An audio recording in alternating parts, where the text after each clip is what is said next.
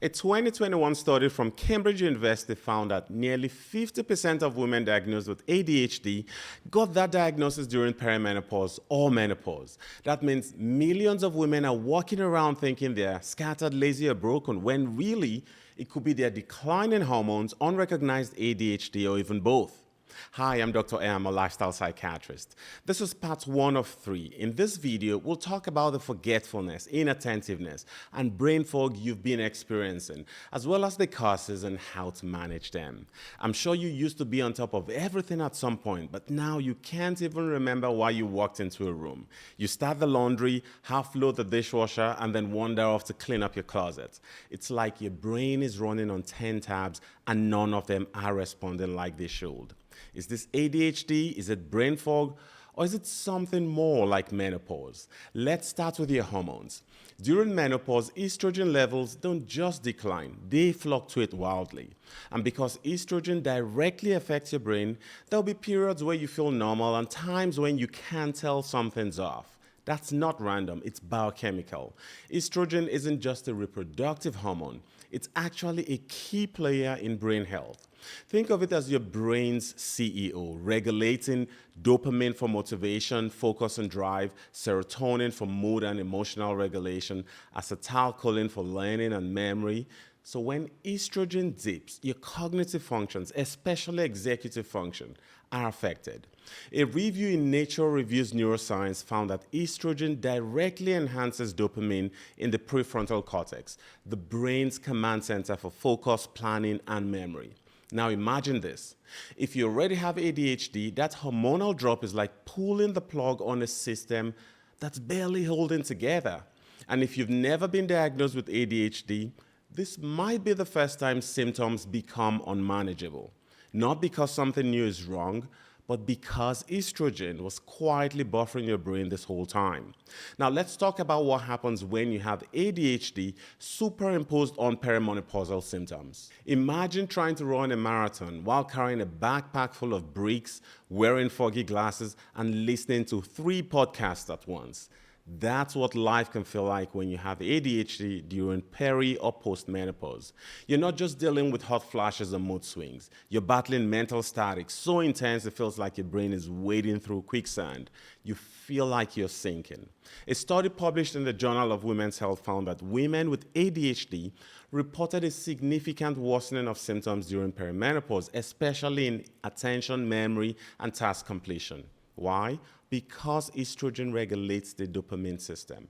And when that regulation disappears, so does your ability to stay focused, make decisions, and follow through. But that's not all. Sleep difficulty, one of the most common symptoms of menopause, is like fuel on the fire.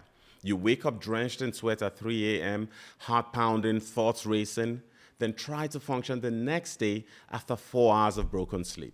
Sleep deprivation is already brutal, but in women with ADHD, it can lead to dramatic drops in focus, impulse control, and emotional regulation.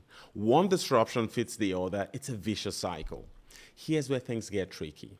Because many symptoms of menopause overlap with ADHD, it can be difficult to tell what's causing what. Brain fog, forgetfulness, trouble concentrating, and distractibility can all present as perimenopausal or ADHD symptoms. They're all classic signs of estrogen decline and problems with executive function, which is how your brain helps you stay organized, pay attention, make good choices, and finish what you start. So how can you tell what's really going on? Here are a few questions to ask yourself. Have I struggled with focus or disorganization since childhood, even if I masked it well? Do I often feel behind, overwhelmed, or mentally cluttered, despite being high functioning on the outside? Do these symptoms disrupt my daily life more than what seems normal for midlife? If you're nodding yes, you're not alone. You may have had ADHD your whole life, only now it's finally more apparent. And if you're in perimenopause, your fluctuating hormones may be aggravating the situation. Because when estrogen drops, your brain's usual coping hacks suffer, and that mental load you've been carrying for decades becomes too heavy to hide. ADHD doesn't always get diagnosed in childhood, and this is for various reasons. For many, it was there all along, just masked by intelligence, structure, or sheer willpower. For some others, Their parents were resistant to medications and the stigma that comes with a mental health diagnosis. Another reason is that there was less awareness in the past than today. But when you get to midlife, those internal systems collapse and the true problems come into view. Studies show that about 1 in 2 women diagnosed with ADHD receive this diagnosis during perimenopause or postmenopause, not because they suddenly developed ADHD, but because the hormonal shifts reveal traits that always walked around. Let me give you a visual. If your brain is a computer, estrogen is the operating system. It helps you stay organized, focused, and emotionally balanced. Menopause is like deleting some of your programs without warning, and now everything's glitching. Tasks are harder, memory is foggier, emotional responses feel unpredictable, and suddenly you're struggling to cope with what once was easy for you. Let's go back to ADHD in childhood. Studies show that boys are twice as likely to be diagnosed with ADHD compared to girls. One reason for this is that we're stuck in an outdated model, thinking ADHD means bouncing off walls or interrupting the teacher. Girls, on the other hand, tend to present with inattentive symptoms and internalizing issues which may be less disruptive and more challenging to identify. This difference in symptom presentation contributes to underdiagnosis and delayed treatment for girls, many of whom grow up and never get the help they need until they get to midlife and begin to struggle with chronic overwhelm, emotional exhaustion, perfectionism, constant multitasking with nothing ever finished, living in a constant state of, I should be doing more. And here's the kicker. Up to 50% of women with ADHD are misdiagnosed, most often with anxiety or depression. Yes, those may be present, but that's not all they are struggling with. If you've ever been told you're just stressed, or try meditating, or everyone feels like that sometimes, you know how invalidating that feels. What you needed wasn't advice. It was a deeper understanding and validation of your struggles and how to get yourself feeling better. So what do you do with all this? I'll give you the first steps here, but in part 2 of this series, I go into more detail on management. So first, understand that you're not alone and you're not broken. Reset is a focused, supportive community for women over 40 like you. The link to this group is in the description below. In the meantime, here are a few actionable steps to start with. Number 1, start tracking your symptoms.